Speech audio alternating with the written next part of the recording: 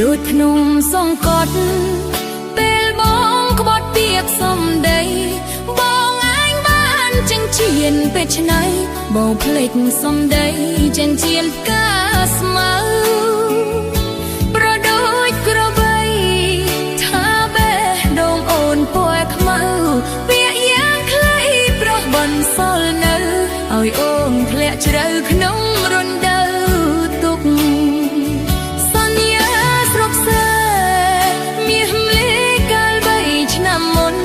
ភ្លេចរត់ទីព្រោះមានរថយន្តបញ្ឈឺចិត្តអូនឲ្យខ្មាស់អ្នកស្រុកអូនត្រូវអួតឈាមនៅក្រោមភ្នំតុកឃើញប្រុសស្នេហ៍ក្បត់នៅនឹងមុខបាត់អស់ក្តីសុខ